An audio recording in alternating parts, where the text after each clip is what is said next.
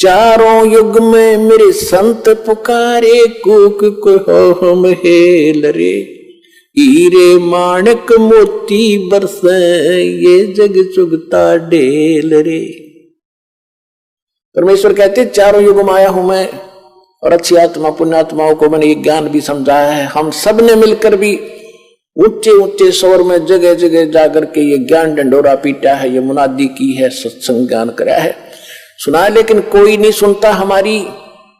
हम तो ये सत्य साधना शास्त्र अनुकूल रूप साधना रूपी हीरे और मोती तुम्हें दे रहे हैं जो बहुमूल्य हैं। तुम इनको ना स्वीकार करके कंकर और पत्थर और डले इकट्ठे कर रहे हैं, आन उपासना करके, अन्य देवताओं की भगवानों की पूजा करके, एक समर्थ कबीर भगवान की भक्ति ना करके जो अन्य पूजाएं तुम कर रहे हो वो डले ढो रहे हो, ढेल इकट्ठे कर रहे हो। चारों युग में मेरे संत पुकारे, कूक कहा हम हेल रे। हीरे माणक मोती बरसे, ये जग चुगता ढेल रे।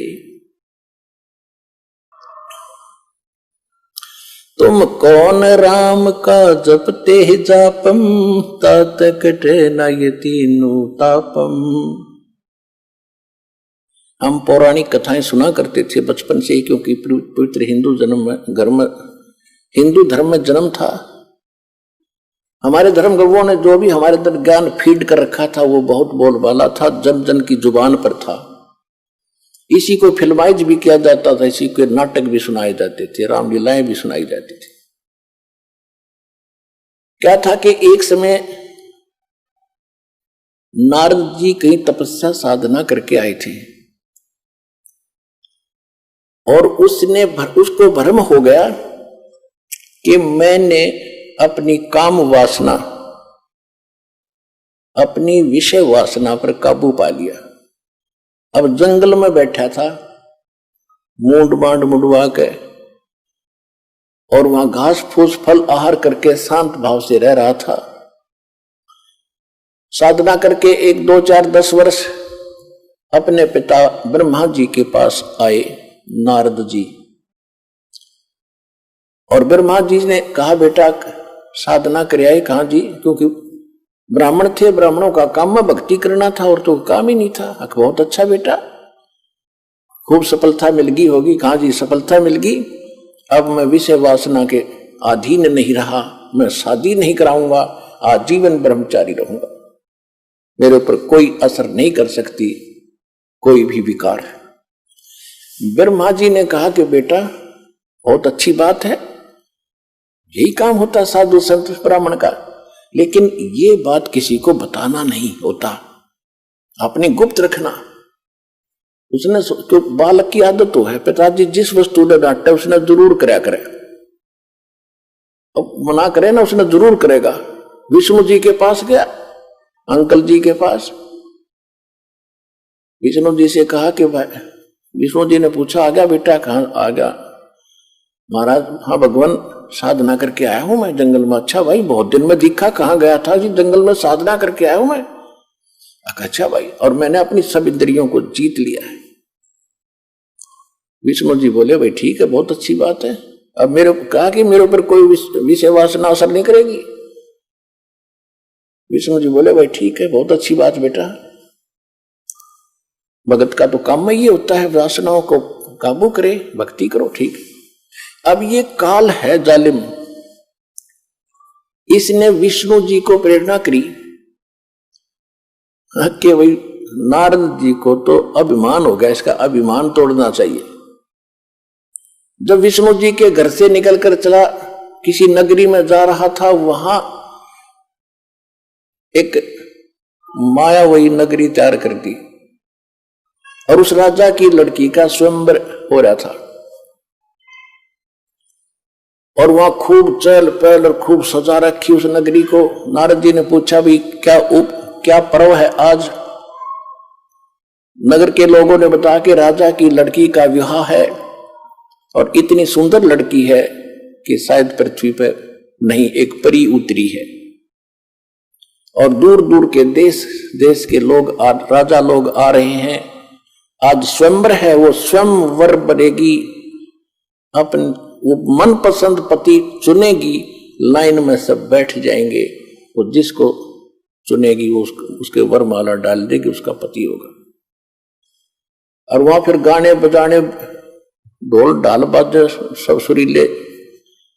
ये ब्याह के ढोल ढाल गीत गात बहुत बुरे होते हैं, ना प्रेरणा हो तो बनगी। अब नारद जी ने सोचा कि अभी देख लेते हैं, गृहस्थ जीवन भी देखना चाहिए। पिता ने ब्याह करवा रखा, चाचा ने करवा रखा विष्णु जी ने, और छोटे चाचा शंकर जी करवा रहे, तो ब्याह में कोई ऐसी बुराई तो है नहीं। यूं सोचकर थोड़ी सी दूर बाहर जंगल में बैठकर आधा किलोमीटर जाके और प्रार्थना की भगवान से कि साधना की, मैं आज तक आपसे कुछ नहीं मांगा, आज एक वस्तु मांगना चाहता हूं विष्णु जी से। विष्णु जी का रूप मांगना चाहा कर, विष्णु जी बहुत सुंदर हैं और उस रूप को मुझे प्राप्त होते ही लड़की स्वयं वरमाला डाल देगी, कहने की जरूरत ना पड़े मुझे। विष्णु जी आगे बोल, बेटा क्या मांगते हो महाराज? ऋषि जी क्या मांगते हो? कि वचनबद्ध हो जाओ। वचनबद्ध हो गया विष्णु जी, मुझे हरि रूप चाहिए, हरि रूप चाहिए, मैं शादी करवाऊंगा, आज मैंने पक्का इरादा कर दिया है। विष्णु जी ने कर दिया तथास्तु। हरि माने बंदर भी होता संस्कृत में, उसका बंदर का मुंह लग गया नारद के। अब नारद जी चला खूब, ने सोचा तू आज बहुत ही हैंडसम है सबसे, और जाकर बैठ गया उस लाइन में जहाँ राजा लोग जवान जवान बच्चे बैठे थे राजाओं के। लड़की वरमाला लेकर आई, उससे बाईपास निकल गई। उसने सोचा इसने ध्यान नहीं पड़ा लड़की का, नहीं तो इसने तो सबसे पहले मुझे ही चुनना था। वहां से उठकर दूसरी पंक्ति में जाकर बैठ गया, नुआ कट गए। वहां और 10 कदम दूर कर निकली, उसकी शकल पे भी डर लग गए। तब साथ बैठे एक राजा ने उसको दर्पण दिखाया कि तेरी शकल तक देख ले, हमने डर लग न हो रहा, या तो वरेगी कड़ात ने।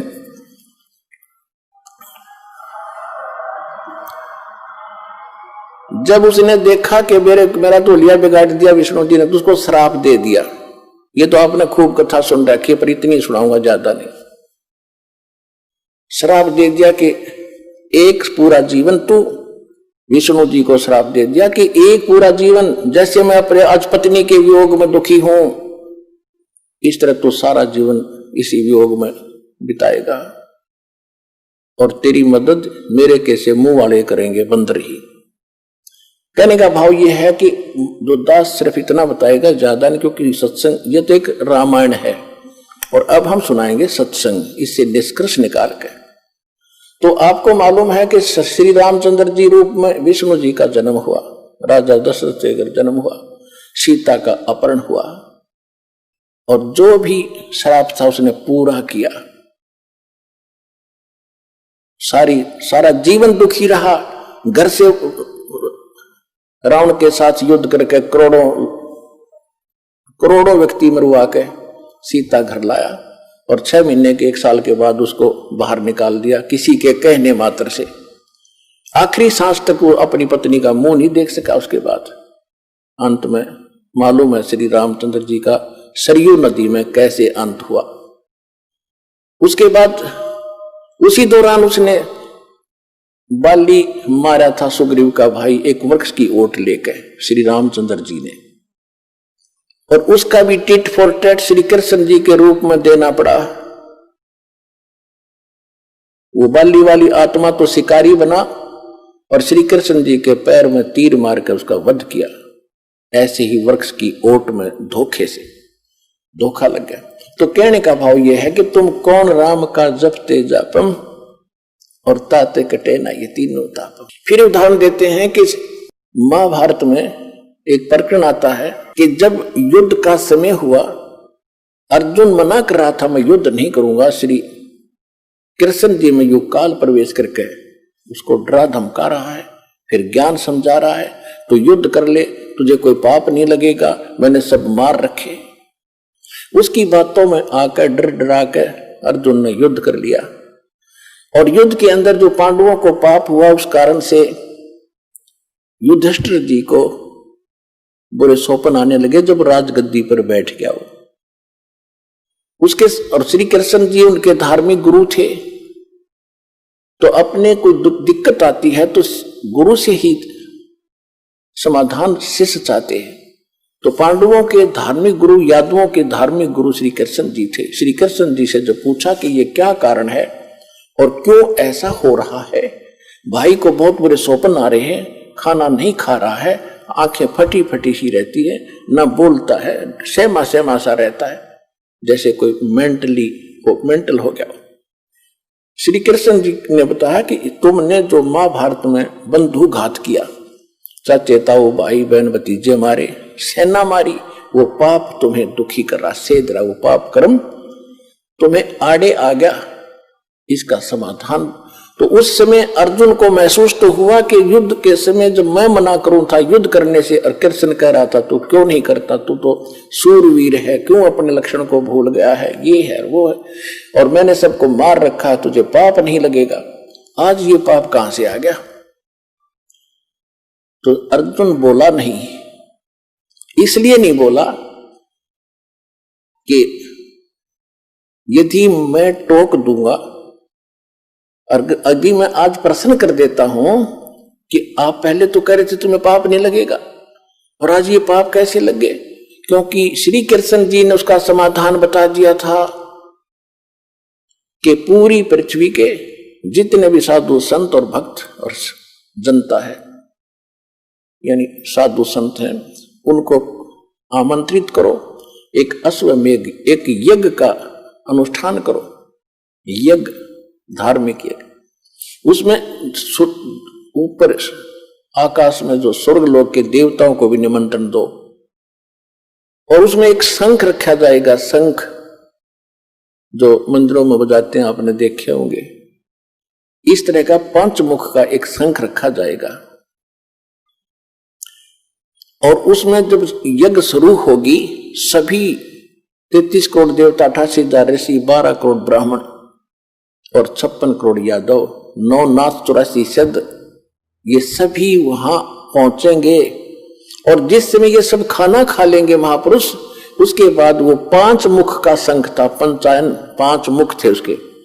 आपने तो एक मुख का देखा होगा, 2-2 मुख के तो हमने भी देखे हैं, तो 5 मुख का था, उसके 5 मुख थे। और उसको कहीं अलग रख दिया जाएगा सटूल पर दूर, जब सभी खाना खा लेंगे उस यज्ञ में, वो शंख अपने आप बजेगा। शंख बज गया तो तुम्हारी यज्ञ संपूर्ण होगी, और शंख नहीं बजा तो यज्ञ संपूर्ण हुई नहीं, तुम्हारा संकट नहीं कटेगा।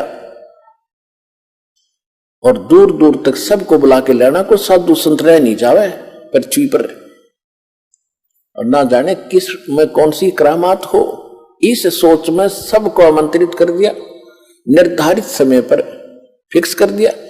अब अर्जुन ने सोचा था कि यदि मैं अब प्रश्न कर दूंगा कि आप जब तो कह रहे थे तुम्हें कोई पाप नहीं लगेगा, और आज ये पाप कहां से आ गया, तो मेरा भाई, क्योंकि इसमें अरबों रुपये खर्च होने थे, इतनी जनता जिम्मेगी, और मेरा भाई इतना नेक है, इतना सेंसिटिव है, यदि इसको ये आभास भी होगा कि खर्चा लगने जा रहा है मेरे ट्रीटमेंट पे, और भाई इसलिए ये वाद विवाद कर रहा है, ये चाहता नहीं मेरे को सुखी देखना, कहीं इसको ये भाव हो गया तो मेरा कोई जीवन नहीं रहेगा। इस करके अर्जुन चुप रहा, छाती पे मुक्का मारा, सब्र किया और कहा जो आप कहोगे वही होगा। अब कहने का भाव ये है पुण्यात्माओं, निर्धारित समय जो रखा गया था उस दिन 33 करोड़ देवता, 88,000 ऋषि, 12 करोड़ ब्राह्मण, 9 नाथ 84 सिद्ध, इंक्लूडिंग ब्रह्मा विष्णु महेश वहां उपलब्ध थे। विष्णु तो कृष्ण था ही, ब्रह्मा विष्णु और आगे, ब्रह्मा और शिव और आगे वेश बदल के, और 33 करोड़ देवता। उसी समय परमेश्वर कबीर जी, चारों युग में मेरे संत पुकारे, कूक को हम हेल रे, हीरे माणक मोती बरसे, ये जग चुगता ढेल रे।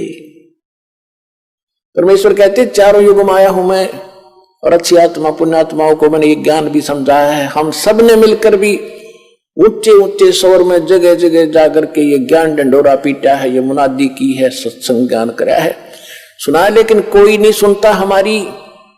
हम तो ये सत्य साधना शास्त्र अनुकूल रूप साधना रूपी हीरे और मोती तुम्हें दे रहे हैं जो बहुमूल्य हैं।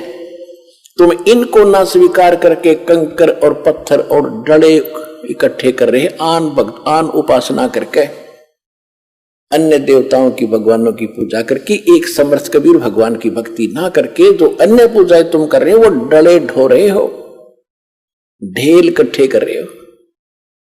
चारों युग में मेरे संत पुकारे, कूक कहा हम हेल रे, हीरे माणिक मोती बरस ये जग चुगता ढेल रे।